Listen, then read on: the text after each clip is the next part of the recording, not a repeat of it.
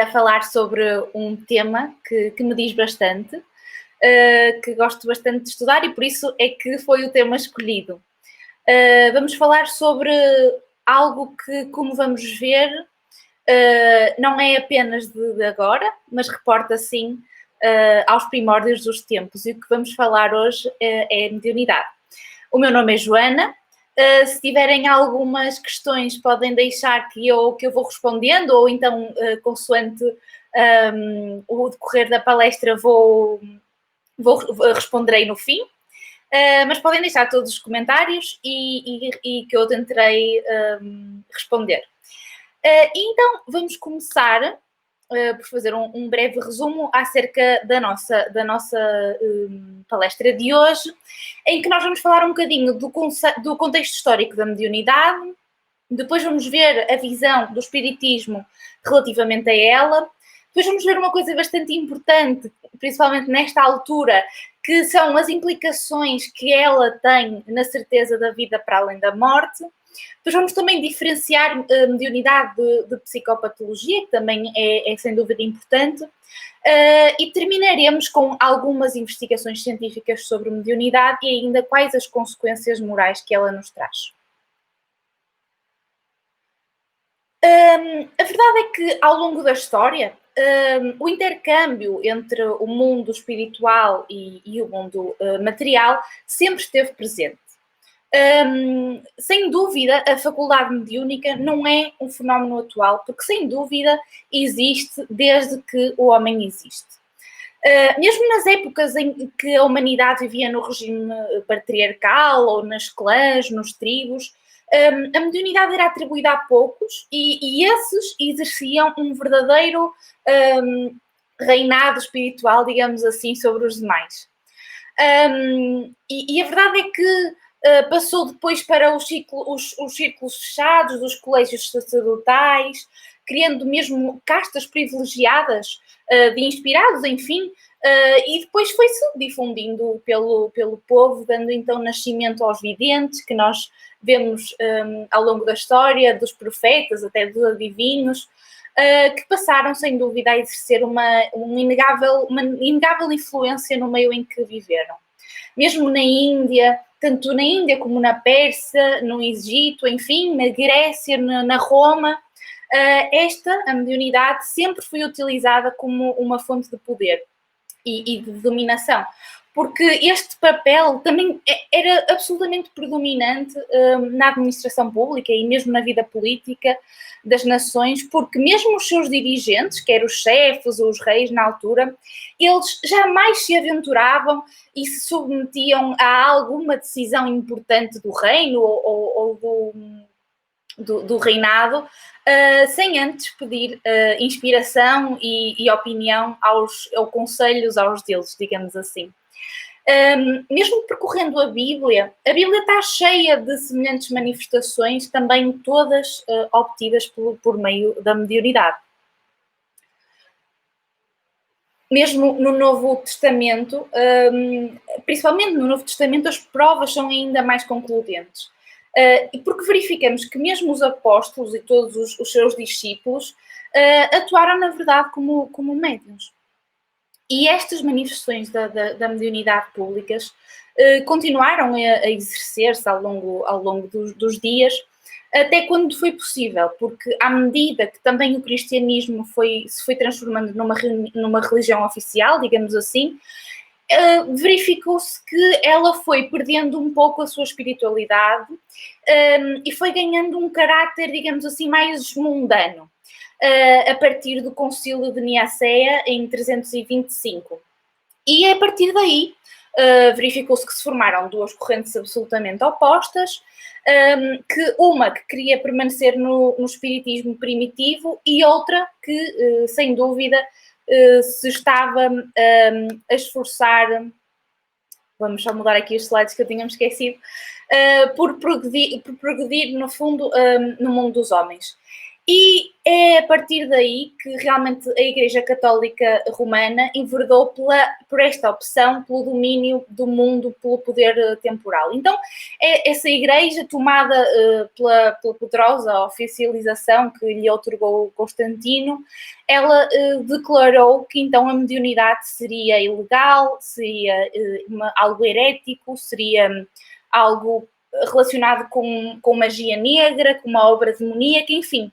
E como consequência disto, iniciou-se a tão conhecida sistemática perseguição que se verificou e que criou uma época muito extensa de obscurantismo e que realmente tudo foi emprego para destruir, sem dúvida, estas revelações que vinham do outro lado da vida. E então, na Idade Média, verificamos sem dúvida que foi o auge, digamos assim, desta verdadeira noite espiritual, se pudermos assim dizer, tendo também como exemplo, por exemplo, a Joana d'Arc, que também foi assim algo que uma história semelhante a esta que ouvimos, relacionada com mediunidade.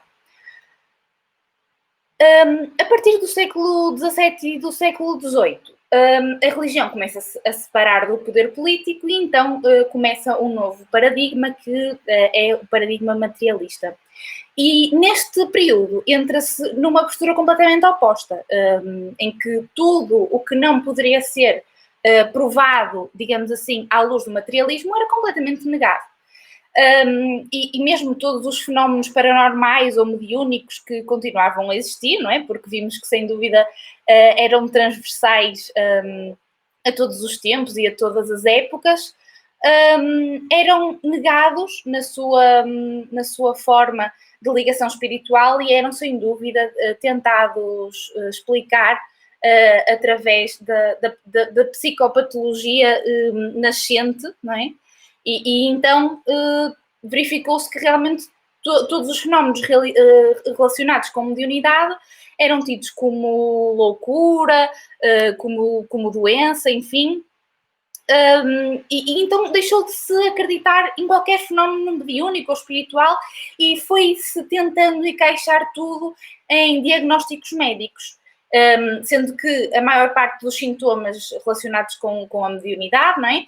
Eram encaixadas na parte das doenças psicossomáticas ou então psiquiátricas, digamos assim. E a partir desta altura, e dentro deste paradigma puramente materialista, todas as manifestações, sem dúvida, da mediunidade eram então vistas como doença e tratadas como tal.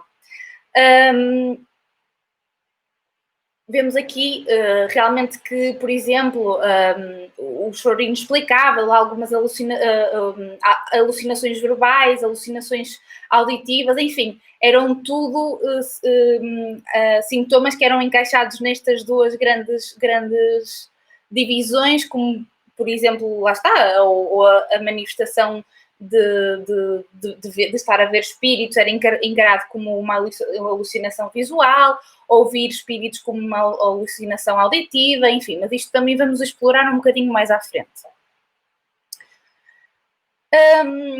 Tudo isto aconteceu e foi realmente em pleno, digamos assim, em pleno século XIX, que sem dúvida a codificação da doutrina espírita vem ao mundo e explicou pela primeira vez todo o caráter natural destes fenómenos mediúnicos, apesar de, claro, o materialismo ainda se impor durante longas décadas, porque sem dúvida que este conhecimento por Allan Kardec foi também desprezado por alguns dos maiores cientistas, mas a verdade é que ele fez algo que todos nós deveríamos fazer no nosso dia-a-dia, digamos assim, porque ele não só não disse que não acreditava, porque a primeira reação dele foi que realmente aquilo era os fenómenos das mesas girantes, aquilo não fazia sentido e que realmente era algo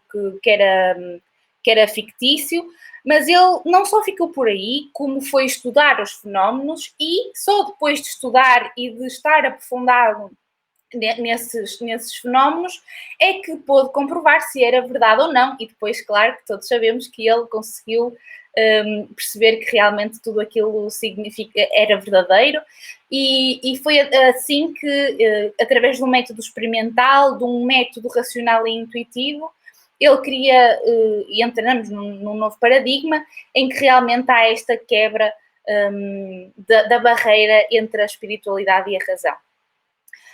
Então, a verdade é que, sem dúvida, Allan Kardec pela primeira vez olhou para os fenómenos mediúnicos, assim, longe de qualquer misticismo, e aplicou então o raciocínio, que ele, para todos aqueles que ainda não conhecem a vida de Allan Kardec, ele era pedagogo, ele era um homem bastante estudioso, e então foi através de todos esses conhecimentos que ele tinha, do método científico, que ele usou o método experimental da ciência para a análise e estudo de todas estas fenomenologias.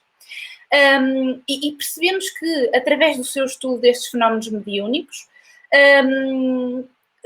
adviram duas consequências, vieram duas consequências. Num primeiro momento, realmente ele era objeto de observação e de estudo, mas depois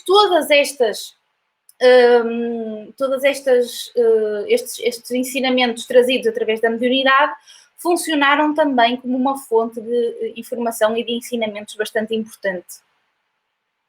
E no Evangelho segundo o Espiritismo, conseguimos ler que uma analogia bastante interessante para nós percebermos realmente o quão importante é a mediunidade nas nossas vidas. Para conhecer as coisas do mundo visível e descobrir os segredos da natureza, outorgou Deus ao homem a vista corpórea, os sentidos e instrumentos especiais. Com o telescópio, ele mergulha ao olhar nas profundezas do espaço, e com o microscópio descobriu o mundo dos infinitamente pequenos. Para penetrar no mundo invisível, deu-lhe a mediunidade. Eu acho que isto é uma analogia que realmente nos explica, sem dúvida, a importância da mediunidade, sendo um instrumento também, não é, de conseguirmos perceber um bocadinho melhor o mundo que nos rodeia. Temos o telescópio para os grandes astros, temos o microscópio para todas aquelas coisas infinitamente pequenas, mas depois temos a mediunidade, comparando um bocadinho com o telescópio e com o microscópio, que nos permite ver e perceber um bocadinho o mundo invisível. E então, depois de todo este estudo e de todas estas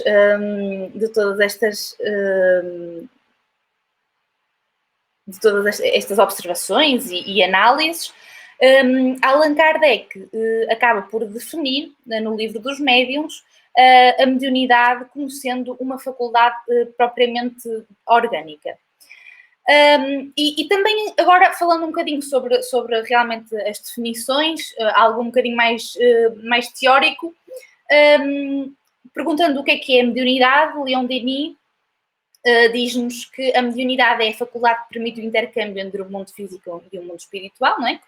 Conectarmos através da mediunidade com aqueles que estão do outro lado da vida. E que se chama mediunidade ao conjunto de faculdades que permitem ao ser humano comunicar-se com o mundo invisível, o tal microscópio e telescópio que tínhamos visto anteriormente. E também, se nos perguntarmos o que é ser médium, Allan Kardec também nos ajuda a perceber o que é ser médium de facto no livro dos médiuns, e ele diz que realmente toda a pessoa que sente a influência dos espíritos, em qualquer grau de intensidade, é médium. E essa faculdade é inerente ao homem. Por isso mesmo, não constitui um privilégio, e são raras as pessoas que não a possuem, pelo menos em estado rudimentar. Pode-se dizer, pois, que todos são mais ou menos médiuns. Se pensávamos que esta palestra não era para nós, porque nós não éramos médiuns, digamos assim, a verdade é que Allan Kardec nos explica que todos nós, num grau maior ou num grau menor, temos esta possibilidade de comunicação com o mundo invisível. Quer seja através da intuição, não é? Quer seja através de algo menos visível, todos nós temos essa possibilidade. E então, o que é que realmente o espiritismo, através de todo este estudo e esta codificação de Allan Kardec, o que é que ele nos veio trazer? A verdade é que o espiritismo encaixa e resume, digamos assim, os 6 princípios básicos. A existência de Deus, em primeiro lugar, não é? Que temos como garantido e como certeza. O raciocínio lógico sobre as provas da existência de Deus define, sem dúvida, como uma inteligência suprema, a causa de todas as coisas. Em segundo lugar, a imortalidade da alma, que também nos leva à reflexão sobre a constituição do ser humano enquanto espírito, revestindo, sem dúvida, o corpo físico e trazendo ainda o conceito da existência de um corpo intermédio, a que chamou o perispírito. Depois, a comunicabilidade com os espíritos, que é o que estamos a falar hoje, que realmente todo este estudo desta fenomenologia sobre a comunicação com os espíritos possibilitou-nos o entendimento da mediunidade e também do mundo invisível.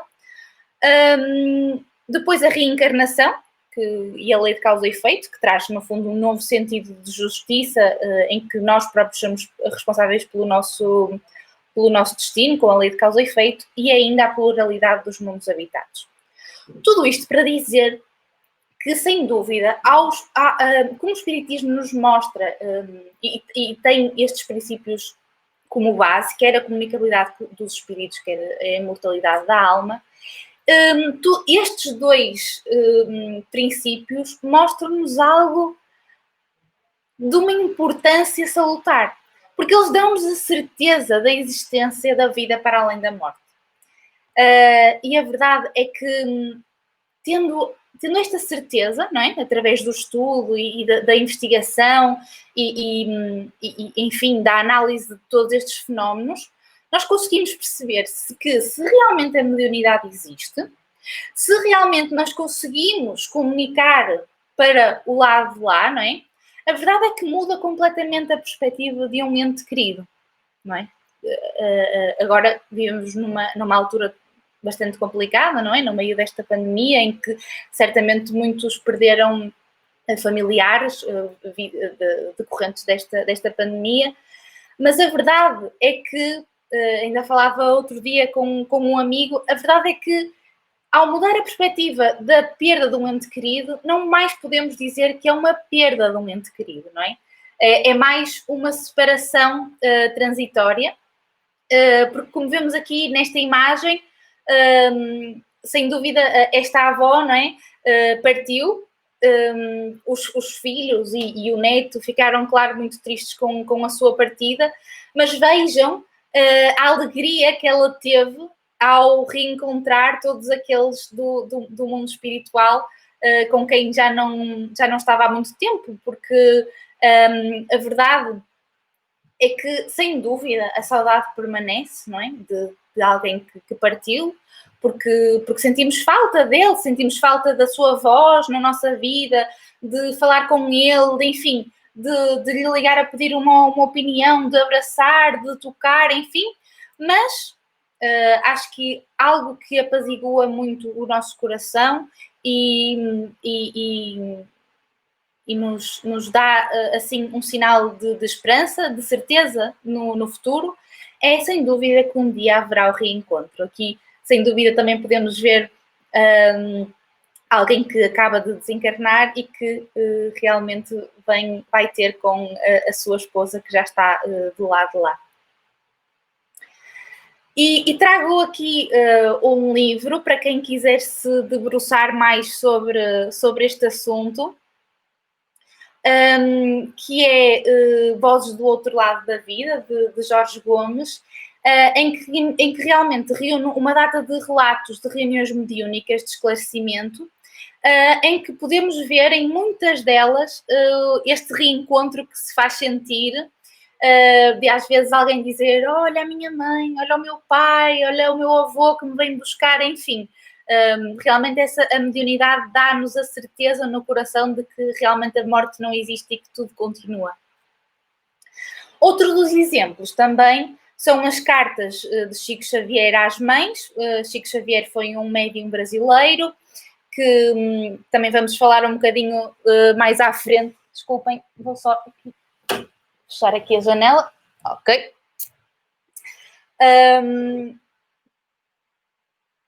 Vamos falar um bocadinho mais à frente dele, mas ele tinha uma mediunidade, tinha uma grande mediunidade, e a verdade é que ele fazia algumas reuniões em que o objetivo dessas reuniões era receber psicografias por parte de filhos que tinham desencarnado precocemente, e que então esses filhos traziam mensagens para as suas mães.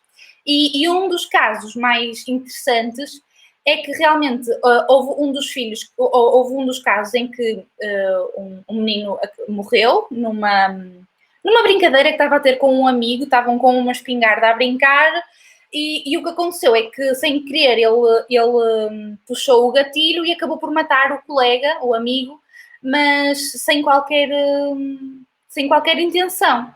E ele veio dizer precisamente isso na carta que mandou através de Chico Xavier, já do lado lá, que foi algo não intencional, que estavam os dois a brincar e que realmente não aconteceu por querer, digamos assim.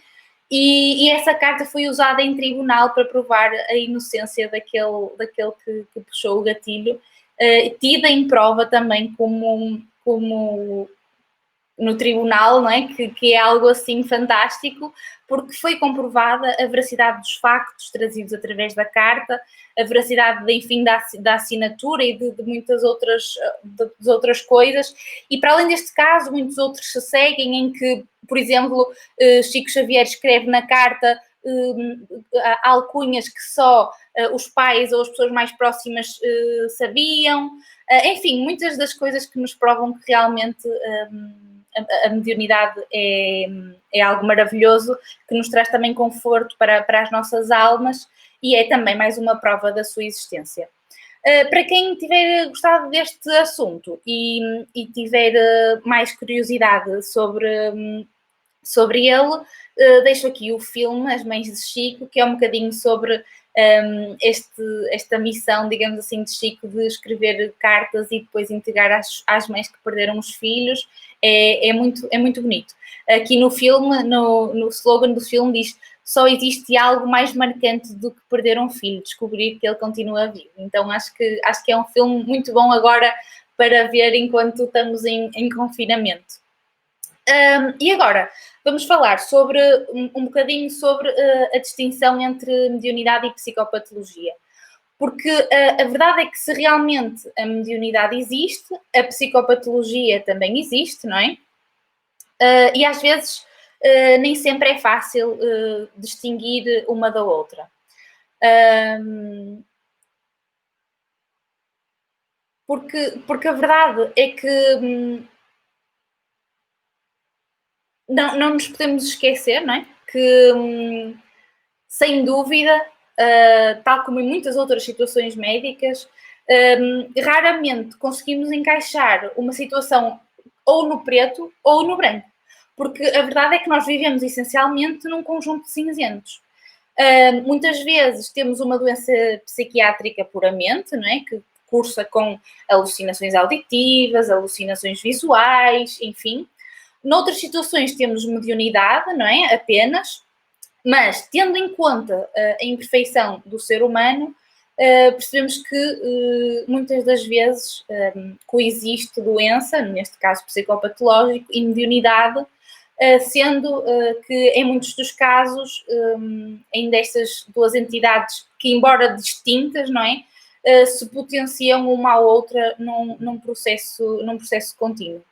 E é isso que nós vamos ver agora, a partir de um artigo que trazemos de uma forma bastante resumida, que é do Dr. Alexander Moreira de Almeida, que é psiquiatra brasileiro, e então ele traz-nos instrumentos para que possamos diferenciar o que é uma experiência espiritual e o que é que se refere à psicopatologia.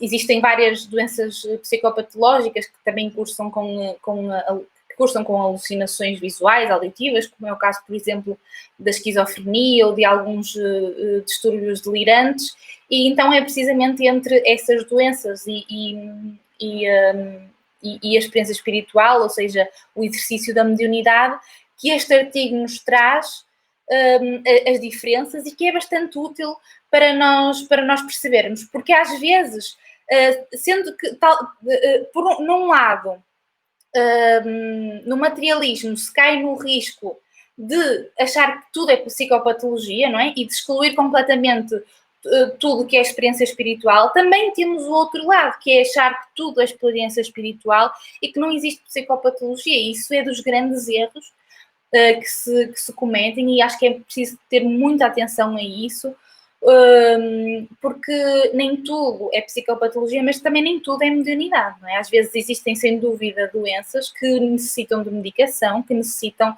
de ajuda por parte dos médicos, dos psiquiatras, e que essas alucinações cessam com a medicação, e, portanto, é muito importante fazer esta distinção. Então vamos começar a analisar ponto a ponto para vermos realmente como elas são diferentes. Numa experiência espiritual, normalmente está de acordo com a tradição religiosa da pessoa. Enfim, fala-nos de conteúdos bastante coerentes, de algo que estão relacionados com a nossa vivência na tradição religiosa, em Deus, enfim. Enquanto que na psicopatologia todas essas manifestações têm um conteúdo bastante bizarro, que nós nem sequer percebemos muito bem a relação, que tem um status particularmente divino e poderes especiais, como, por exemplo, eu sou o enviado de Deus e venho aqui com uma missão, por exemplo. Lá está, este status divino é achar que realmente é alguém que está com uma missão e que realmente tem de fazer muitas coisas, e existe uma desorganização imensa no discurso e no pensamento desta pessoa. Por outro lado, na experiência espiritual, a pessoa compreende a incredulidade dos outros. Normalmente, muitas das pessoas que até são médiums sabem perfeitamente que nem toda a gente acredita e nem toda a gente vê este fenómeno como verídico, não é? E que mesmo estas crenças, não é, são formadas com a possibilidade de dúvida, com a possibilidade de que realmente, analisar sempre todos os conteúdos, que já Allan Kardec no Evangelho diz que realmente é preferível refutar muitas verdades do que aceitar pelo menos uma mentira. Então mesmo essa consciência é-nos passada a todos nós, e o insight, ou seja, perceber toda essa situação, está presente neste caso. Ao contrário, na psicopatologia, todas as pessoas que passam por esta experiência, a verdade é que elas não percebem como é que as outras pessoas não compreendem esta circunstância, não percebem como é que todos os familiares ou todas as pessoas que estão à volta não percebem que realmente ele é o escolhido e que ele tem de fazer isto e isto, porque é mais claro para ele do que tudo, e não percebe que as pessoas não percebam esta situação. Então torna-se às vezes até conflituoso e torna-se de trato difícil por isso mesmo, porque o insight dele está absolutamente ausente da sua condição. Na experiência espiritual, existe uma capacidade de relatar o que aconteceu, de cooperar, não existem ideias auto- ou heterodestrutivas após a experiência espiritual.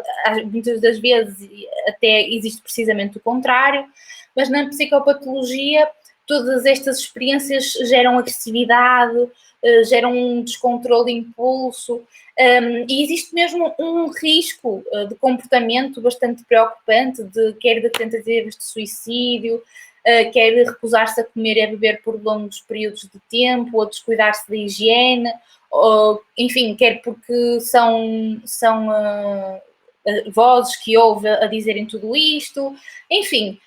Mas a verdade é que aqui existe um risco para a pessoa que passa por estas psicopatologias. É precisamente esta a distinção entre as duas. Quando que na experiência espiritual a pessoa é capaz de relatar tudo o que aconteceu e não tem um efeito tão deletério, digamos assim, no seu dia-a-dia. Na experiência espiritual, então, sem dúvida que o indivíduo normalmente considera que esta experiência implica a necessidade da mudança do seu comportamento e então, sendo assim, tem alguns efeitos benéficos e enriquecedores, enquanto que do outro lado, não é? E também decorrente de toda a agressividade e todo o descontrole de impulsos que tínhamos falado, tudo isto só gera desconforto e de sofrimento e mesmo deterioração do funcionamento diário a todas aquelas pessoas com psicopatologia, tendo efeitos absolutamente nefastos no seu dia-a-dia. Normalmente, na experiência espiritual há um predomínio de visões e normalmente a pessoa aceita e ajuda a ajuda e a cooperação dos outros para perceber melhor o que está a acontecer, para, enfim, melhorar toda a sua vivência nesse sentido, enquanto que na psicopatologia existe um predomínio de alucinações auditivas, persecutoriedade, isto é, ele está a vir atrás de mim, agora não posso fazer isto porque eles estão atrás de mim e veem, enfim, essa sensação de estar a ser perseguido e desconfiança total dos outros. Estes, claro, para além disso, a presença dos sintomas clássicos da esquizofrenia também nos aponta para uma predominância, não é, da psicopatologia ao invés da experiência espiritual. Outro aspecto é que realmente os aspectos formais da vivência são completamente diferentes dos quadros psiquiátricos clássicos, dos sintomas da esquizofrenia, enquanto que na psicopatologia, sem dúvida que, e se estudarmos os critérios de diagnóstico da DSM-5, que agora vai na 5, conseguimos ver que realmente se encaixam em todos aqueles diagnósticos e que sem dúvida esta fenomenologia assemelha-se muito mais à presença de um transtorno mental descrito, não é? Que às vezes nós achamos que é mediunidade apenas porque também se calhar não conhecemos, não é? E não estamos a fundo de todas as psicopatologias que existem, não é? Por isso é que é importante esta avaliação e essa distinção, porque podemos achar que é mediunidade, mas pode realmente ser uma psicopatologia que está a fazer sofrer bastante a pessoa. Normalmente, numa experiência espiritual, ela tem uma duração breve, ao invés na psicopatologia é uma duração longa, na maior parte do dia, não é? Falando na esquizofrenia, que é uma das doenças que realmente mais se relaciona com este tema, as vozes estão quase sempre presentes durante todo o dia, enquanto que na experiência espiritual, normalmente numa reunião mediúnica, é algo breve, controlável, quando a mediunidade é educada e, portanto, difere neste caso. E ainda realmente falando na reunião mediúnica, normalmente esta experiência espiritual é controlada, quando a mediunidade é estudada, quando a mediunidade é trabalhada, normalmente há um controle destas experiências e na psicopatologia são algo verdadeiramente involuntárias. É claro que lá está, não se esqueçam que vivemos numa gama de cinzentos, nada é branco, nada é preto e as coisas se podem claramente misturar e poder haver fases da experiência espiritual que ocorrem, sem dúvida, vivências involuntárias, também ainda porque não se aprendeu a lidar com a mediunidade, porque ainda não se estudou, porque ainda não se trabalhou o suficiente, enfim. Mas estas são as principais diferenças, digamos assim. Estamos a ver um num ponto e outro noutro ponto extremo, nunca nos esquecendo que realmente existe ali uma gama de cinzentos importante. Na experiência espiritual, normalmente as sequências são bastante coerentes e há uma lembrança do desenrolar do processo, do que é que aconteceu, do que é que foi visto, do que é que foi ouvido, do que é que foi dito, se bem que lá está, nem toda a gente tem esta consciência, mas na maior parte sim. E na psicopatologia é um conteúdo absolutamente desorganizado, não tem coerência, não tem direção do desenvolvimento, enfim, não dá para fazer esta distinção. Por último, normalmente na experiência espiritual os exames complementares não detectam nenhuma alteração orgânica que explique o quadro, e na psicopatologia, como é o caso, por exemplo, de algumas doenças que podemos enumerar, mas há algumas doenças que cursam com evidências objetivas do transtorno mental orgânico, se bem que nem todas. Atenção, é importante referir. Na experiência espiritual, normalmente o médium, ou seja, a pessoa que passa por estas experiências, tem um ajustamento social e psíquico prévio, não é? Não tem história psiquiátrica de gravidade e durante o seu dia-a-dia, enquanto não está nesta experiência espiritual, consegue, enfim, estabelecer relações sociais perfeitamente normais, familiares, sem qualquer desajuste. Enquanto que alguém com uma psicopatologia sofre graves e persistentes desajustes sociais e psiquiátricos, não é? Como nós tantas vezes vemos. Por último, e isto está relacionado um bocadinho com aquilo que nós tínhamos falado anteriormente, de que a pessoa que passa por uma experiência espiritual compreende que os outros não compreendam a sua vivência, não é? Então, na experiência espiritual, o indivíduo normalmente até tem reservas em discutir as suas experiências, porque normalmente ele acha que todas as pessoas que o rodeiam não o vão compreender, e então isso também é uma das grandes diferenças. E agora vamos passar para uma parte em que vamos falar sobre algumas evidências, se bem que nós já vimos os casos de Chico Xavier, não é? Que se comprovou a veracidade do relato, mas agora vamos ver algumas provas, digamos assim, algumas investigações científicas sobre a sua existência, sobre a existência da mediunidade.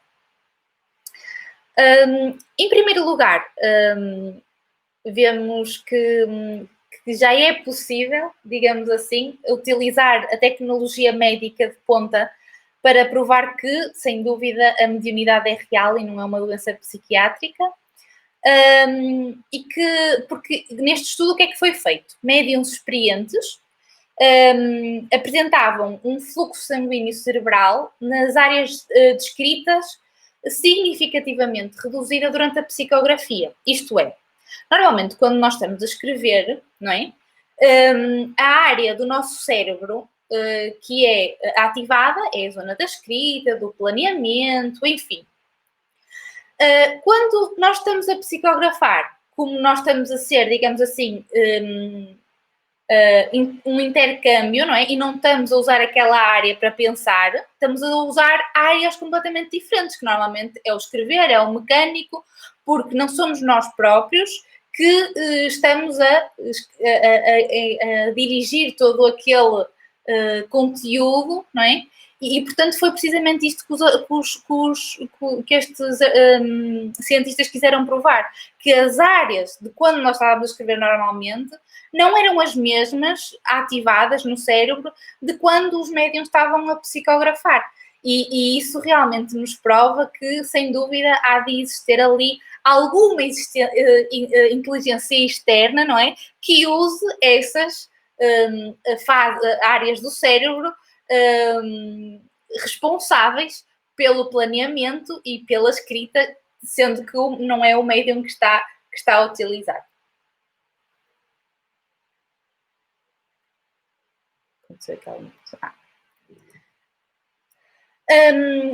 Outro estudo é sobre também um bocadinho aquilo que nós tínhamos falado na diferenciação entre mediunidade e psicopatologia, em que o Dr. Alexandre Moreira de Almeida avaliou 115 médiums com 2 escalas de adequação social, e o que é que ele verificou? Verificou que os médiums tinham uma boa adequação social e que tinham uma baixa prevalência de sintomas psiquiátricos que realmente estavam por vezes estão associadas a estas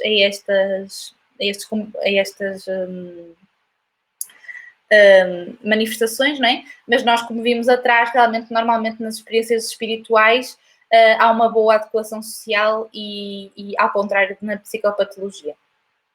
Depois, o nosso tempo está a correr, mas eu gostava só de vos trazer algo também muito interessante, que também comprova a veracidade, sem dúvida, da mediunidade. E este artigo foi publicado na Neuroendocrinology Letters e é sobre a glândula pineal. O que é que estes autores fizeram? Eles recolheram todas as informações sobre glândula pineal em toda a série da vida no mundo espiritual, escrita por Francisco Cândido Xavier, o médium, não é? Pelo espírito André Luiz, que veio com todas estas informações.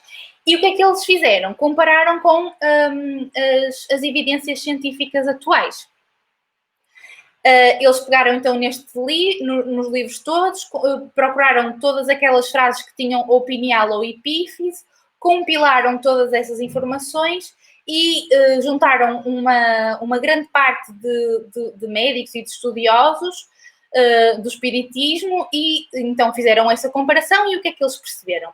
Eles perceberam que muitas das afirmações que André Luiz nos dizia na década de 40, mais tarde vieram a ser comprovadas pela ciência atual. Por exemplo, sei lá, já em 1945, quando foi escrito um dos livros, André Luiz nos dizia que a epífise, ou glândula pineal, era a glândula da vida espiritual do homem, ou que no exercício mediúnico de qualquer mediunidade a epífise desempenha um papel mais importante.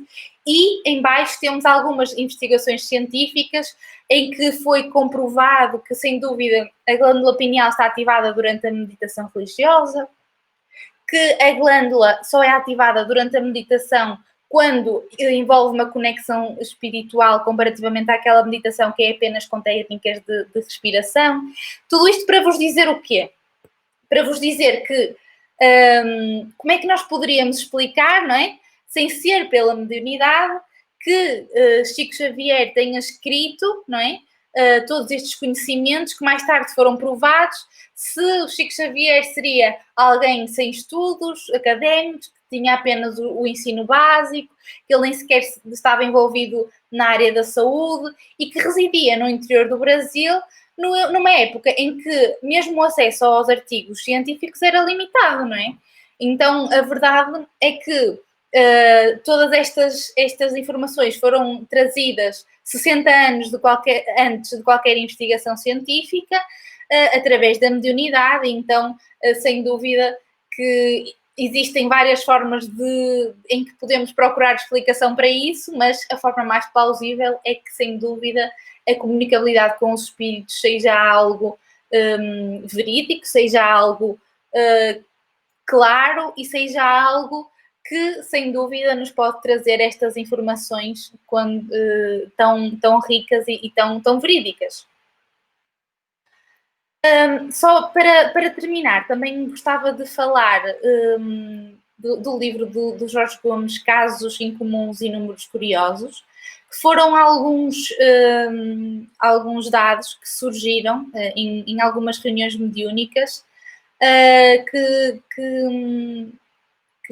nós tínhamos reuniões mediúnicas de esclarecimento e então, depois de cada manifestação, preenchíamos uma tabela e tudo pensado pelo Jorge. Foi uma ideia realmente fantástica e nós começamos a fazer isso assim, sem saber muito bem, não é, as conclusões a que queríamos chegar, mas achamos que informações tão importantes que ali se viviam deveriam ter algo seria um instrumento ótimo para estudar, que foi tal como Allan Kardec fez, não é?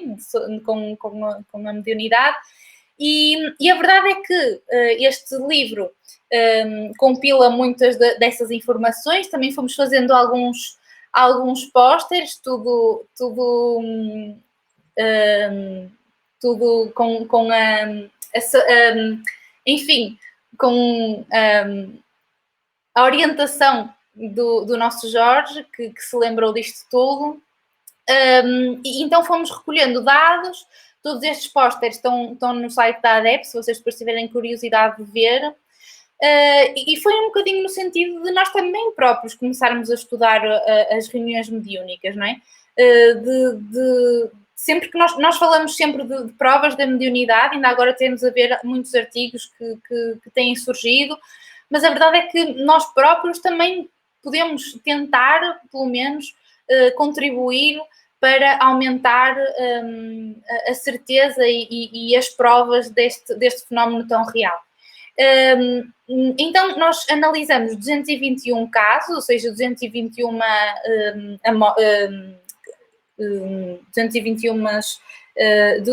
esclarecimentos, ou seja, incorporações, neste caso. A maior parte dos espíritos tinham um caráter masculino e a verdade é que a maior parte, cerca de 69%, não sabiam que estavam conscientes do desencarne.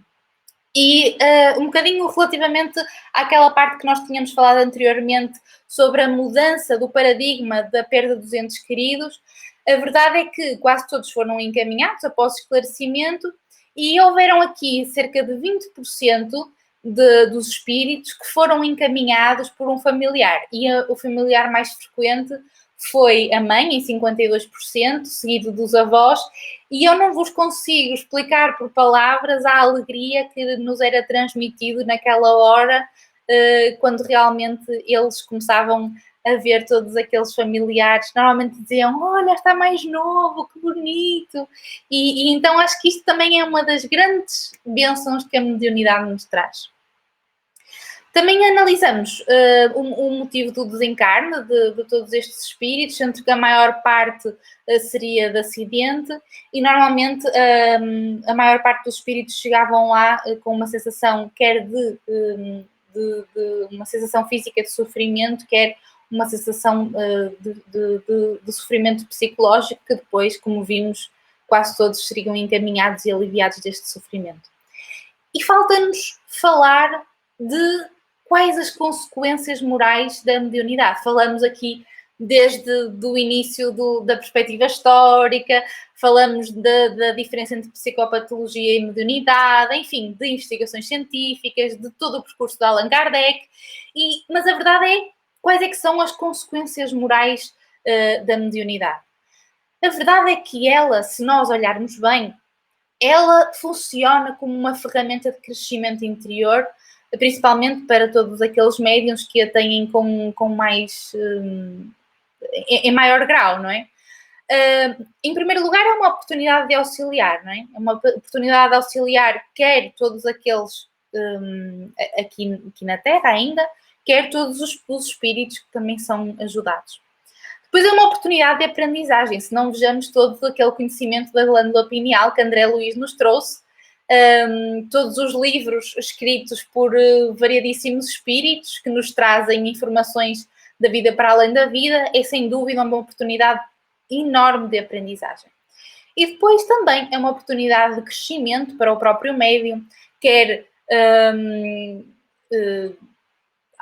fazendo autodisciplinar-se, quer fazendo ler, quer fazendo estudar, quer fazendo, enfim, melhorando muitas das qualidades que ele ainda necessita de melhorar. Então é um instrumento ótimo que nos faz, sem dúvida, crescer. Sendo que todas estas três parcelas, não é? O ajudar, a oportunidade auxiliar de aprendizagem e de crescimento, não se coaduna com algo que não seja mediunidade gratuita, não é? Porque se é um instrumento que nos proporciona isto tudo, não se coaduna com, sem dúvida, levarmos dinheiro por tudo isso. O espiritismo é absolutamente contra isso. E no Evangelho segundo o Espiritismo, no capítulo 26, dai gratuitamente o que gratuitamente recebestes, nós lemos que restitui a saúde dos doentes, ressuscitai os mortos, curai os leprosos, expulsai os demónios, enfim, dai gratuitamente o que gratuitamente haveis recebido.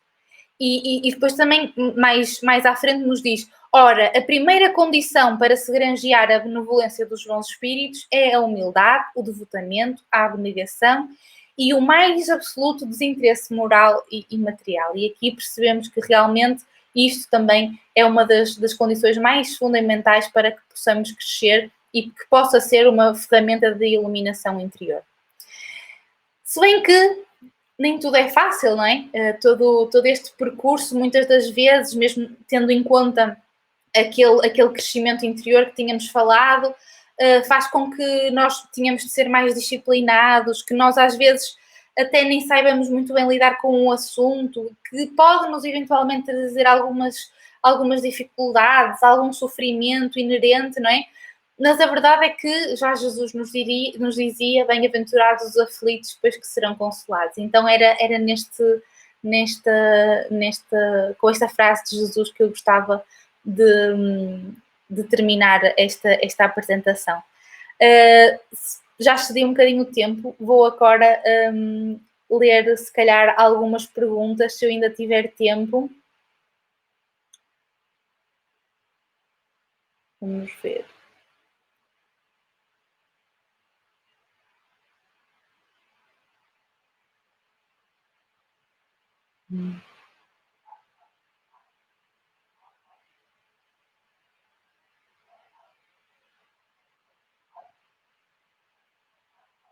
Acho que à medida que foram surgindo perguntas, já foram sido respondidas.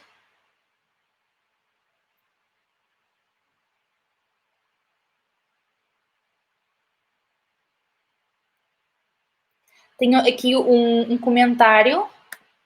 Deixa-me ver aqui. Que diz: gostaria que comentasse a seguinte afirmação de um grupo de cientistas brasileiros e americanos sobre uma pesquisa que fizeram com médiums: a mediunidade pode ser uma manifestação saudável. Absolutamente, não é?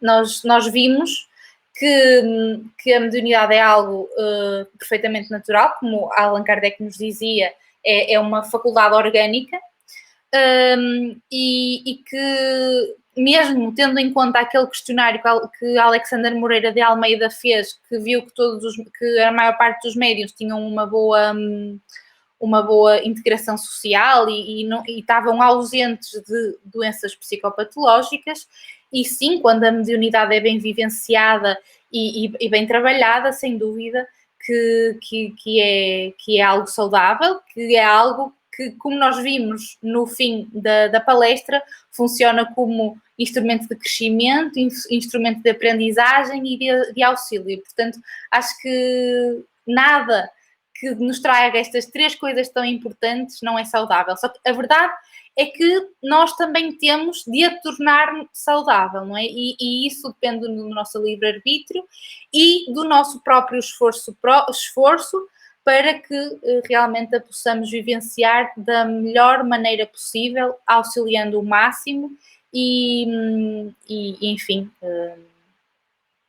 ajudando o máximo e vivenciando a mediunidade digamos, com Jesus. Acho que é uma das coisas mais importantes. Acho que com Jesus como modelo, digamos assim, num processo de crescimento interior constante, temos uma maior probabilidade, digamos assim, de sermos médiuns com saúde. E sem dúvida que podemos concluir que a mediunidade não só é uma doença, não é? Como nesse processo de vigilância constante para sermos melhores, e esse é o melhor medicamento que nós temos para atingir a nossa própria saúde, não é? Claro que não é uma saúde tendo do ponto de vista do conceito materialista, é sim uma saúde que é como o Emmanuel nos diz, sendo que a saúde é a verdadeira, é a perfeita harmonia da alma, e é dessa que nós falamos.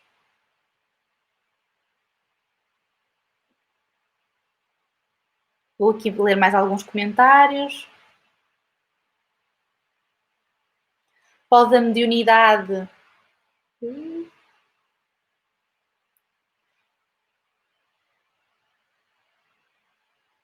Pode a mediunidade manifestar-se de forma ostensiva já em idade adulta, em idade mais ou menos avançada? Sim. Mesmo no Evangelho segundo o Espiritismo, mesmo naquele capítulo que eu há bocadinho tinha dito, nos fala de que realmente a mediunidade tanto pode, é uma qualidade inerente ao ser, mas que realmente pode se expressar mais ou menos em alturas diferentes da vida. E pronto, acho que estamos na hora de terminar. Muito obrigada a todos aqueles que estiveram por aqui.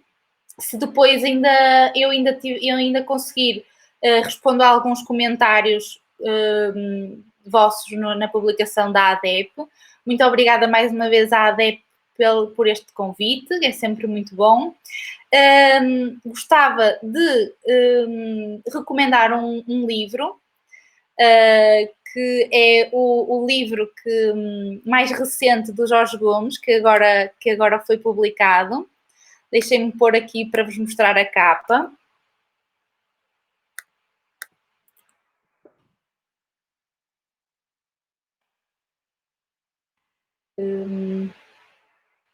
Deixem-me ver aqui para vos mostrar.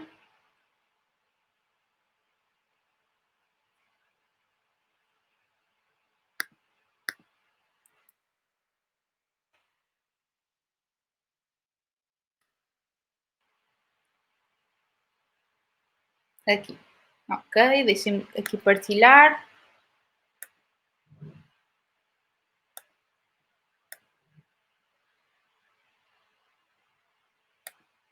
Ok.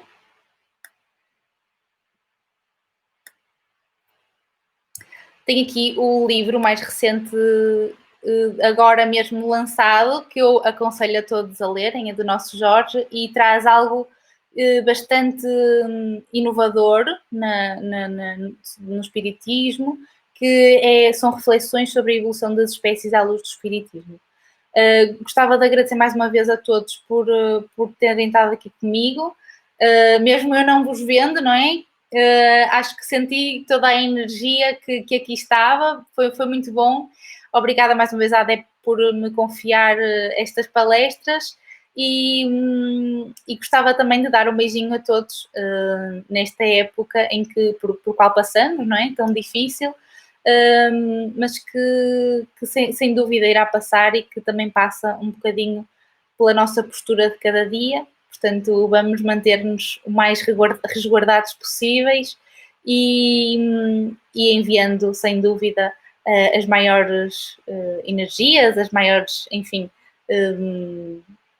preces, orações, o que quiserem, para que tudo corra pelo melhor. Um beijinho a todos.